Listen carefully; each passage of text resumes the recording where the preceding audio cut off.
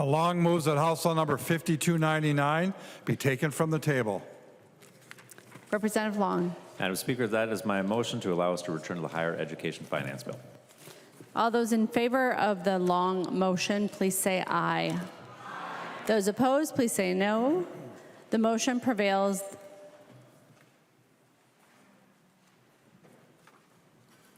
And the clerk will report the bill. House File number 5299, an act relating to higher education, the first engrossment.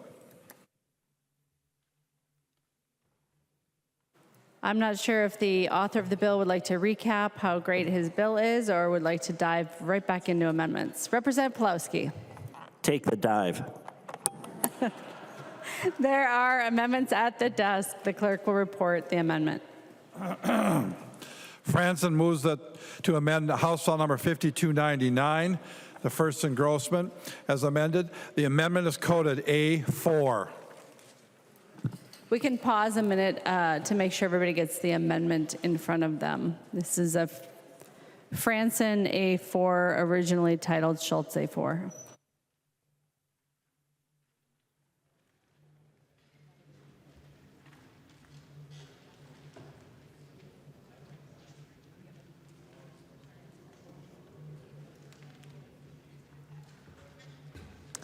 The member from Douglas, Representative Franson, to your A4 amendment. Thank you, Madam Speaker. Thank you for indulging us with a little time to grab the amendment here. Members, so this amendment is super, super easy. It deals with the North Star Promise Act, which was passed into law last year. Unfortunately, there was a mistake made in that bill as it passed that allowed for those who are residing here illegally to also be eligible for the North Star Promise Act. Members, our taxpayers are working extremely hard these days. You know, the family budget is stretched to the brink. We had a record surplus of $17.5 billion. Majority of Minnesotans thought they were going to see a tax relief. They thought they were going to see a rebate check in the amount of, a couple $1,000s, where they only got $260 a piece. Taxpayers also thought they were going to see, if they were on Social Security, a total elimination of their Social Security tax. That did not happen. And also taxes were raised by over $10 billion here in this body. So members, this amendment is very simple.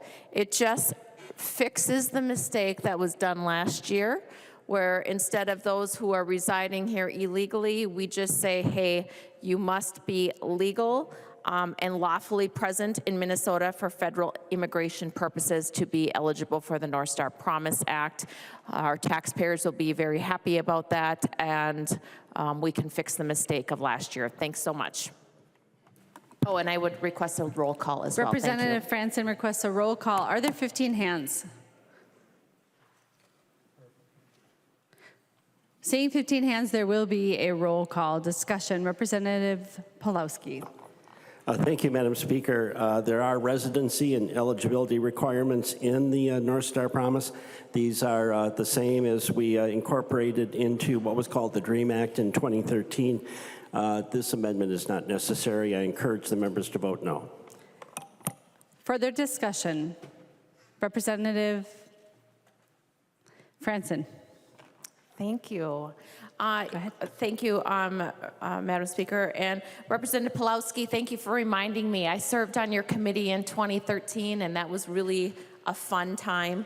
Really appreciated that committee time with you. And I remember also declaring on the House floor that while you had a good bill, there was that mistake that was made during that time as well with the DREAM Act, so I had to vote no on that bill. Members, I don't believe that our tax dollars should be supporting those that are here illegally. We want to support those that are here legally, doing the right thing. So members, I would appreciate a yes vote on the A4 amendment. Thank you. Seeing no further discussion on the amendment, the clerk will take the roll on the amendment.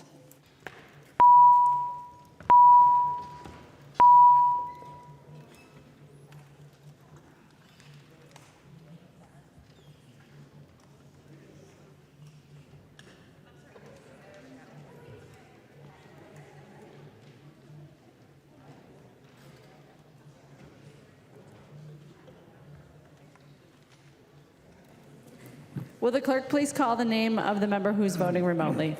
Carol. Carol, no. Carol, no. The clerk will close the roll.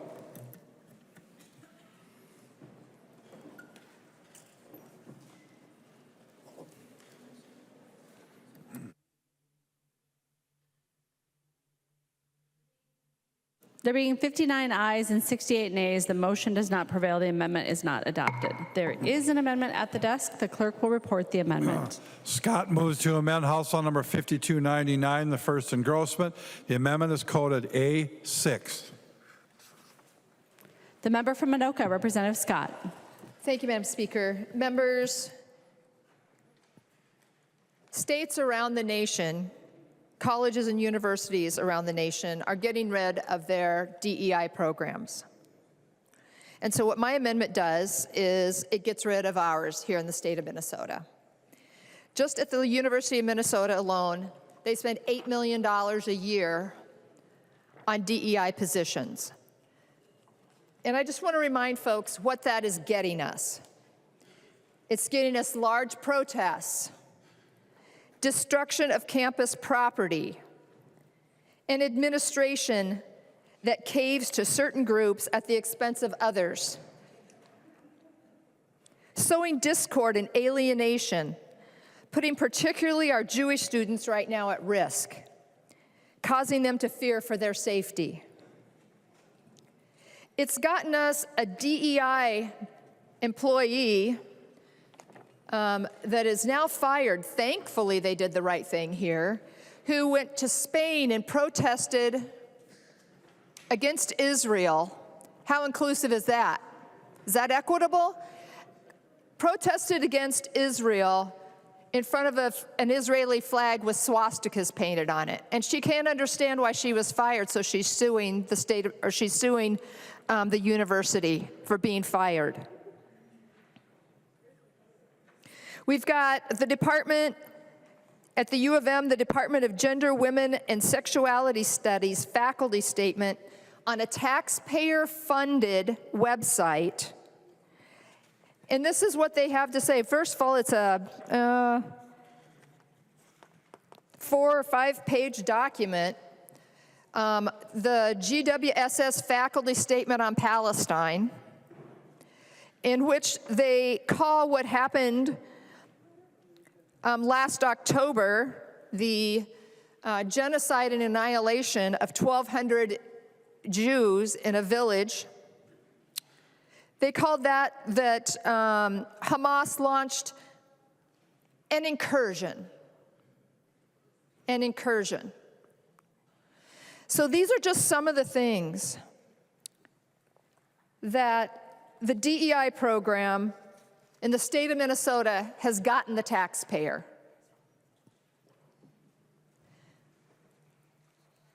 I would say that the DEI programs here in the state of Minnesota have been anything but diverse, equitable, and inclusive. And now, and this stuff comes, there's a new story coming out every day, right? Like we heard yesterday that the university, that they're going to drop the charges against the 9 original people that started the encampment that went against university policy. They're going to let them go. They're not going to face any charges. But now the University of Minnesota wants to raise tuition 4 to 4.5%, the largest increase in tuition since 2010. So I know the $8 million that the university spends on DEI isn't much toward that, but it would help. Members, this DEI stuff has reached its shelf life. I would request a roll call and a green vote on the A6. Representative Scott requests a roll call. Seeing 15 hands, there will be a roll call. Discussion to the A6 amendment. Representative Pawlowski. Thank you, Madam Speaker. Members, this amends a section that is not in the bill, but the validity of the amendment depends on the fact that it should have been heard in committee and not on the House floor. I would ask the members to vote no. Further discussion on the A6 amendment? Seeing none, the clerk will take the roll.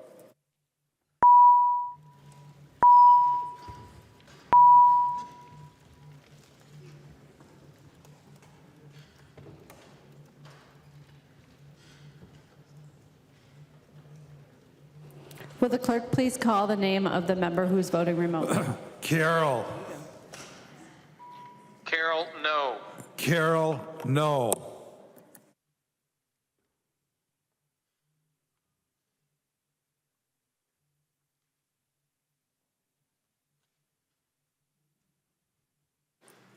Members, please vote if you would like to vote.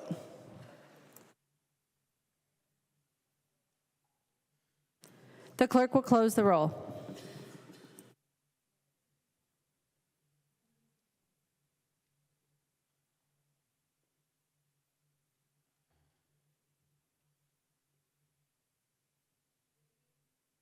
There being 56 ayes and 69 nays, the motion does not prevail. The amendment is not adopted.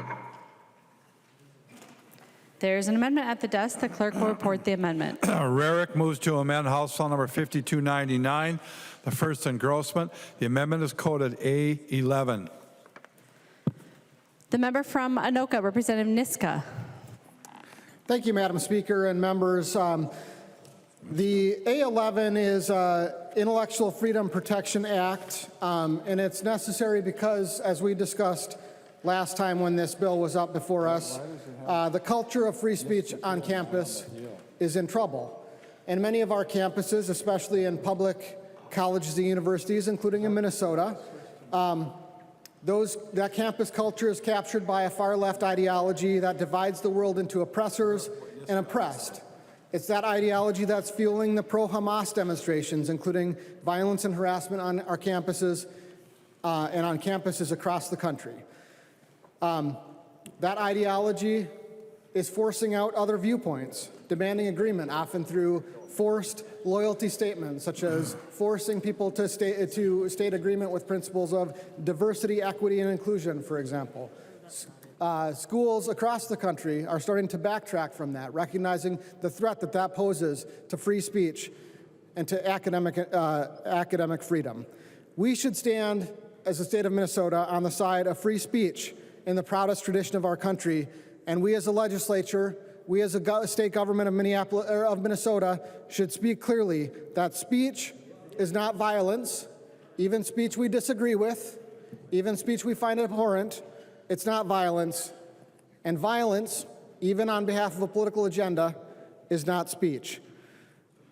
Members, the Intellectual Freedom Protection Act is legislation that's been put together by the Foundation for Individual Rights and Expression, a leading organization advocating on behalf of free speech for all, both for speaking out on behalf or in opposition to efforts to stifle free speech, whether they come from the right or from the left. It is good legislation. It would treat all viewpoints equally, and it would help to ensure that we have a true pro-free speech culture on our college campuses. It's good legislation, and Madam Speaker, I request a roll call.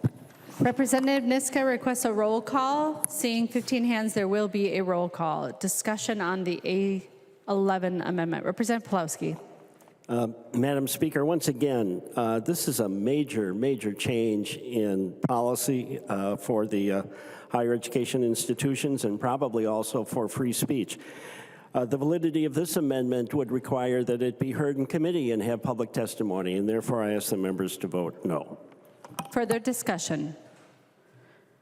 Seeing none, the clerk will take the roll on the bill. Amendment.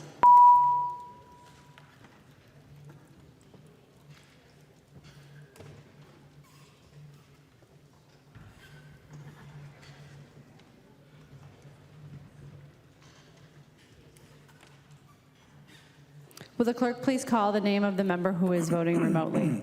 Carol. Carol, no. Carol, no. The clerk will close the roll.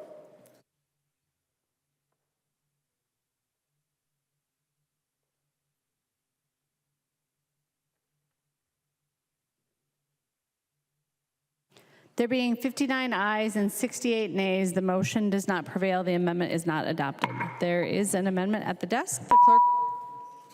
The clerk will report the amendment. Engen moves to amend House File Number 5299, the first engrossment. The amendment is coded A13. The member from Anoka, Representative Engen. Thank you, Madam Speaker and members. The A13 amendment is not meant to be a partisan one. I think that we can all agree that we can have differing beliefs and opinions on geopolitical affairs, whether it's in the past or current. But we should all draw a clear distinction between difference of opinion and indifference to basic humanity. There is a difference in those two things, and we can assert that today as a body. And while I'm a free speech absolutist, there's also a distinction between asserting those beliefs and supporting, endorsing, or promoting a terrorist organization as it's federally recognized. We're seeing what's going on college campuses. It is scary when you have less than 1% of the student population at the U of M being of Jewish descent, but yet they're 2/3 of all of these bias-related incidents that are being reported on campus. It shows that we have an issue here, and we can do something about it. We're not going to subsidize and promote that hatred with Minnesota taxpayer dollars. People have a right to spew that hatred. They have a right to spew whatever nonsense they want, however ugly I believe it is, but we don't have to fund it. That's why my amendment would actually cancel the recognition of the student organizations who are promoting and supporting terrorism, and it would ensure that students who are engaging in that activity do not receive state grants or scholarship aid. I would ask for a roll call and a green vote. Representative Engen requests a roll call. Are there 15 hands? Seeing 15 hands, there will be a roll call. Representative Long.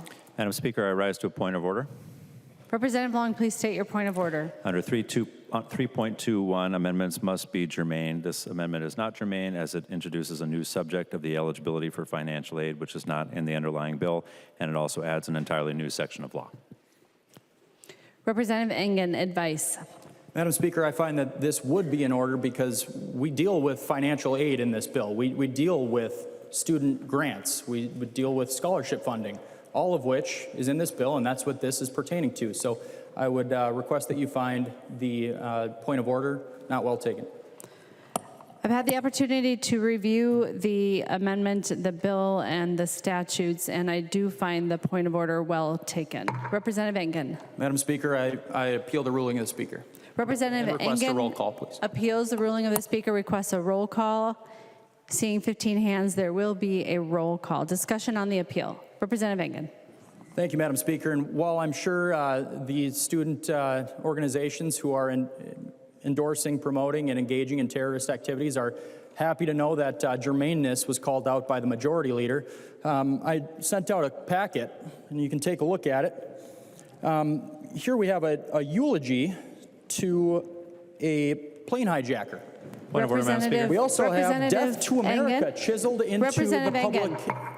You need to keep your remarks to the issue of germaneness and how your amendment is germane or is not germane to the bill. Representative Engen. Thank you, Madam Speaker. And, you know, we fund these higher education institutions. We fund them. There's over $50 million in requests for bonding from some of these institutions, yet we can't say that they should de-recognize student organizations who are engaging in terrorism. It seems pretty germane to me. Unless you want your dollars funding people promoting this stuff, I suggest that you vote with the GOP in ruling against the overturning the ruling of the Speaker. Thank you, you guys. Ugh. A yes or a green vote supports the ruling of the Speaker. A no or a red vote would overturn the ruling of the Speaker. The clerk will take the roll on the appeal.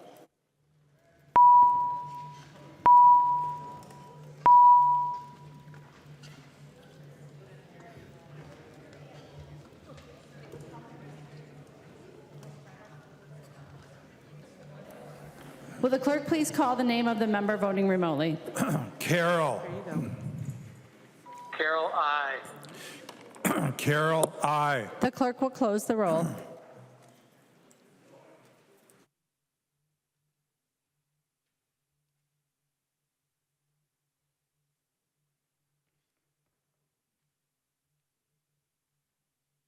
There being 69 ayes and 58 nays, it is the judgment of the House that the decision of the Speaker shall stand. There are no further amendments at the desk. The clerk will give the bill its third reading. Third reading, House File Number 5299. Third reading. No amendments were adopted. Third reading. Discussion to the bill. The member from Hennepin, Representative Robbins.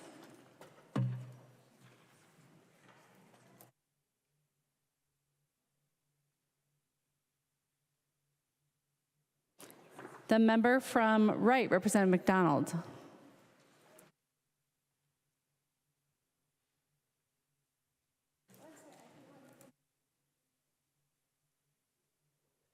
The member from Hennepin, Representative Robbins.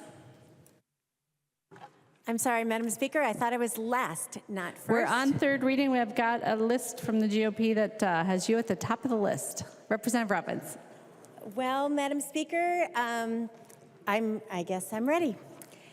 I have a lot to say about this bill. I said some of it when we debated it first last week. And I think the first point I want to make is that the target for our committee was $500,000.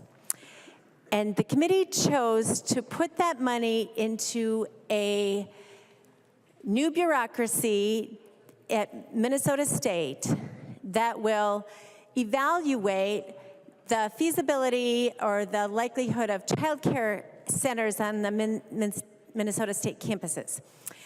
And members, 11 of our campuses already have child care centers. And this study that they want to do would create a bureaucratic position and then work with all the campuses to come up with this, but it would be limited to Head Start. All of the campuses that already have these programs, 11 of them, only 4 went with Head Start. Not every campus thought Head Start was the best choice. So why we are spending our entire target on creating a bureaucracy to do something that campuses have already figured out to do and limiting it to Head Start makes no sense.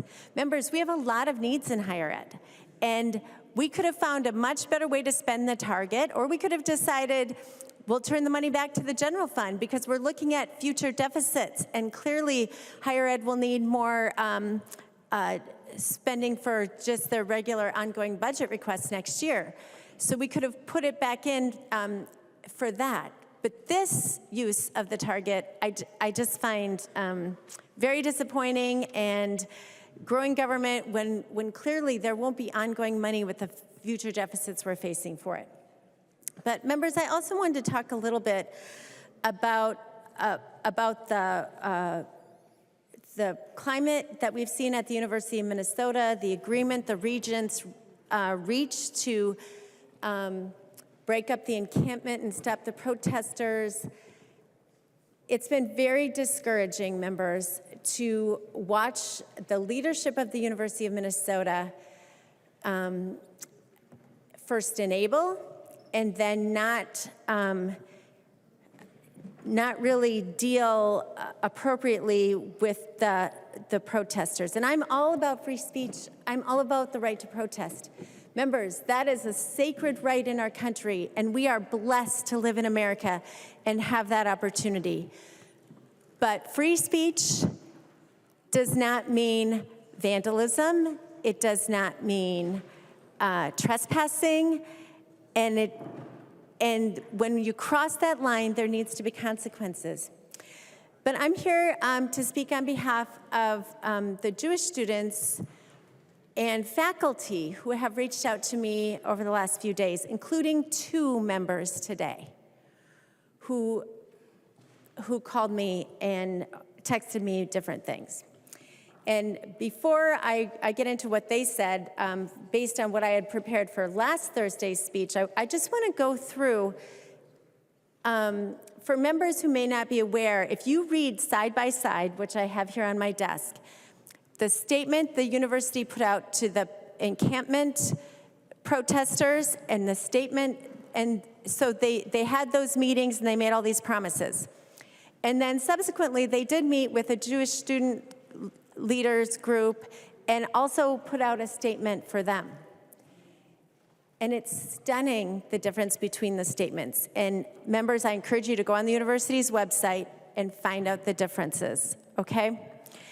And I was gonna go through it line by line, but I know everyone would not appreciate me taking that much time. So I just wanna say that the gist of it is the statement to the protesters who trespassed, who vandalized, and who engaged in unlawful conduct, who then got no consequences for that unlawful conduct.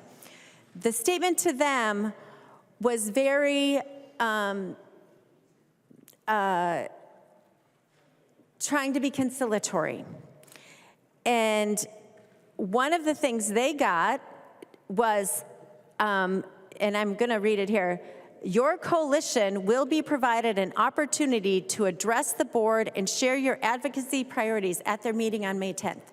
So that group who broke all the policies of the university and violated laws automatically was guaranteed a meeting at the May 10th board meeting, which is this Friday.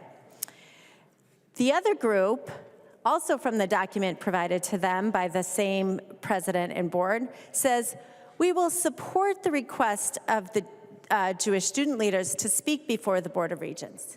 These are students who did not violate any policies, did not break any laws, and they are going to have their request supported maybe someday to speak to the Board of Regents. The group that caused the violation of policy and broke laws was guaranteed their meeting, and within a week. Another thing with regarding campus climate, one of them was told that they would get access to a bunch of information, and then they said, please communicate to us, and we will do our best to provide more information. That was to the group that violated policies and broke rules. To the other group, they said, we will explore and seek to include future dialogue. There was no, we will absolutely provide you additional information or opportunity. But what's most concerning is that for the students who broke the rules, violated campus policy, and broke the law, they were told, the university appreciates and wants to support our Palestinian student body. We will seek to find ways to better express and evidence this support. We agree to send a follow-up email tomorrow to the university committee reporting these results. In the entire 2 pages to the Jewish student groups, there was not one statement where they said, we support the Jewish students or the Jewish community. Not once. And the feedback I have gotten, members, from the Jewish staff and students is that they do not feel supported, they do not feel safe. And as Representative Engen pointed out, he sent out these pictures, and you all have them at your desks, of the graffiti, the posters, the intimidation that they walk by every day. One person who called me, this is a call I got today, said she had gone over, she had to walk by the encampment, and she went and wrote on the sidewalk, because there was all these chalk writings, and she wrote on the sidewalk, nothing against those students, she just added to what they were writing, free the hostages. And she was surrounded, people yelling at her, and then they poured water on hostages and scrubbed it out with their feet, marching all over it. And then over where she had written hostages, they wrote Palestine. So instead of saying free the hostages, it said free Palestine. She was terrified. She does not feel supported. Another person told me about a chat they were in a meeting. Well, I don't know if I can say that. I'm not going to say that. So members, there is a huge crisis in the climate at the campus. Oh, that was one more thing I wanted to point out. The students who broke the university policies, the students who violated laws, they get a lot of meetings, they get amnesty. The document says amnesty, okay? The students who were victims of this, who did nothing wrong, they have been asking for years for the University of Minnesota's DEI groups to participate in a Hillel Campus Climate Initiative. The university has never participated, and they still didn't guarantee they would. They just said they'd explore the possibility in the document. There is continuing unequal treatment between these two groups of students. And clearly, to Representative Scott's point, all the millions of dollars and hundreds of staff that we are dedicating to diversity, equity, and inclusion at the university is not working. And we have to face it. We have to make sure that the policies are treating all groups of students with the same level of respect and dignity, and that they're all afforded the same opportunity to have their views heard and to protest, absolutely, and to be safe on campus. So members, there's a lot we could have spent that $500,000 target on, and we are missing the mark. And when we are not standing up for all of our students and treating them equally, as these two documents clearly show we are not, we are failing our students, and we are failing the taxpayers of the state of Minnesota, who are pouring millions and millions of dollars into the university system, as we should, but then we should be having the right outcomes, and we are not. And so members, we have a lot more work to do in the Higher Education Committee. This bill really misses the mark, and I urge a no vote. I recognize the member from Wright, Representative Rarick.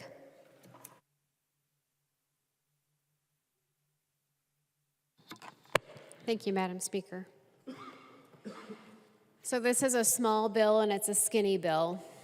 It's less than $1 million, which is good, because the last time we did a budget, it was $650 million more over base. And you know, the higher ed budget is the third largest that we do, so that's a lot. And then in the tails, another $450 million. What was so strange to me, though, is even though we gave a historic amount of money, and even to the University of Minnesota, it was $1.5 billion, so $1.5 billion to the University of Minnesota in the last biennium, this biennium, they still raised tuition. And guess what? They're going to raise tuition again. I don't know what's going on at the University of Minnesota. I really don't. Representative Robbins just talked about a few things, but this is just crazy. This is chaos. I don't know if you've watched some of the things on Twitter, but there was one of the students from the University of Minnesota just got off work. It was 11:57 p.m. a couple days ago. He was eating a slice of pizza, walking down the street, was attacked by a mob, started shooting at him. He was down by Dinkytown, starting shooting at him. He sprinted, he ran to his car, got into his trunk, grabbed a tire iron. This is all on Tom Hauser interviewed him, grabbed the tire iron and fought them off, but they assaulted him before they finally ran away. And you could see the video. There's shots fired all over the place. There's students scattering all over the place. This is happening all the time. I have students and parents getting hold of me all the time about the chaos and the terror and the daily occurrences down at the University of Minnesota. So even though we gave them a historic amount of money last session, $650 million, chaos has absolutely taken over. And then you talk about the encampment. So that not only violated U of M policies, but they were trespassed. So 9 people refused to leave after they were trespassed. They were arrested. And then they were giving amnesty. So the University of Minnesota said, well, we want this to go away, so just drop all the charges. And the city attorney did. All the charges were dropped. So this bill is so tiny, it's only $500,000. But apparently, the University of Minnesota needs a lot more money because they're looking at raising tuition, not 1%, not 2%, not 3%, but 4.5% more. They just got historic amount of money. They have chaos all over the place on their campus. All you have to do is watch Twitter for one day, and you're like, oh my gosh. Are they going to have any students left because they are walking in terror every time they're walking down the streets? But now the University of Minnesota is going to raise tuition by another 4.5%. You know, and I was reading a news article, and it was interesting because it says they have 27,000 employees, and I'm sure that's a round number, 27,000 employees. And the total system has 68,000 students. So I did the math. And I thought, you know what? How many students does it take to support one of their employees? It takes 2.5 students. So for every 2.5 students, there is an employee. So I wonder where that money went. I wonder why they aren't able to keep their campus safe. I wonder why they can't deal with the protesters and the anti-Semitism that is absolutely rampant. Rampant. You should look at some of the things. I mean, Representative Engen, thank you for passing this out, and it's on your desks. Let's look at just one of these. So they chiseled these protesters, if that's what you want to call them. They chiseled into the side of a marble pillar in front of one of the beautiful buildings that we pay for as taxpayers, Death to America. But here's the thing, it not only said Death to America. You want to know how they spelled America? So if you take your little pen and you mark in where they chiseled out, it's America with 3 Ks. America with 3 Ks. KKK. And then Representative Robbins talked about the sidewalk chalk. Well, that was lovely. Let's just talk about the sidewalk chalk down at the University of Minnesota. So this was on the JCRC, so Jewish Community Relations Council website. So you can look at it and you can see this picture. But honestly, this image has been sent to me multiple times now. I have a constituent who's a student there, and he sent me an entire Google Drive full of pictures of horrible things that they have to walk by every single day at the University of Minnesota. But this particular one says, "Victory to El Aqsa flood." And I probably said that wrong. But what it means is, the words don't, what I just read doesn't matter, but what it means is, it is code name for the October 7th massacre in Israel.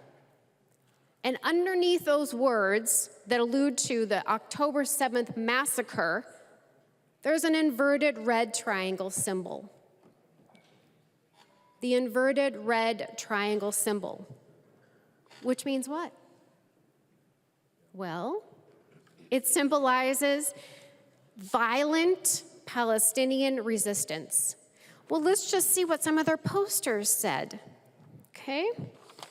So one of the posters that they put up, Not only did they chisel death to America with 3 Ks in the side of a building, and I can't even read some of these words on the House floor. I'll edit it for you. It said, Zionists F off. Solidarity means attack. Free Palestine. Our Jewish students, our Jewish faculty and staff have to walk by this and be harassed by this and be intimidated by this.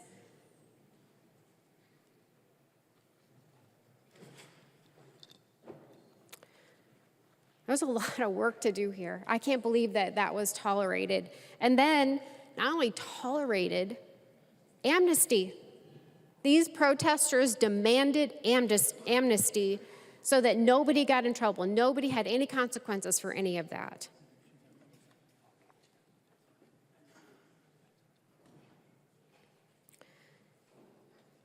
So this bill has $500,000, and what does it do? That's it. That's the only amount, and that's fine because we certainly gave them a historic amount of money. But what does it do? Well, it doesn't deal with any of this stuff. It doesn't clean up any of the graffiti. It doesn't direct the university to do anything in particular. But what it does do is set up another bureaucrat. So it's $500,000 for Minn State to hire a new bureaucrat and a team so they can go out and figure out how to start daycares. We got bigger problems in the state of Minnesota. Guess what? Minn State's already done it. They already have 11 campuses with daycares already. They know how to do it. They can do it. They don't need extra support to do that. There certainly are a lot of other needs, and we just alluded to a whole bunch of them. Members, I'm going to be a no on this because we certainly could do better.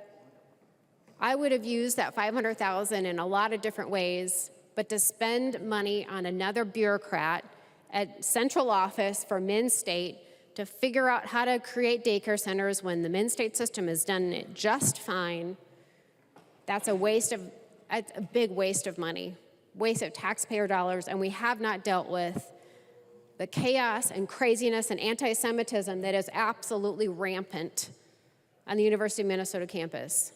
I'm going to be a no. I encourage a no vote on this bill. I recognize the author of the bill, Representative Pawlowski. Thank you, Madam Speaker and members. To expedite the business of the House, and more importantly, to expedite the business of the people, I encourage everyone to vote for the higher education, very, very small budget bill. Seeing no further discussion, the clerk will take the roll.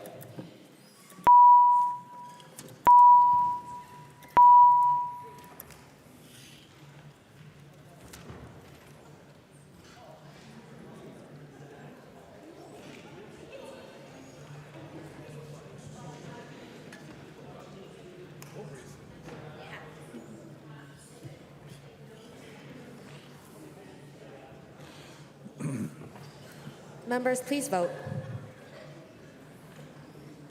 The clerk will call the names of the members voting remotely. Carroll. Carroll, aye. Carroll, aye. The clerk will close the roll.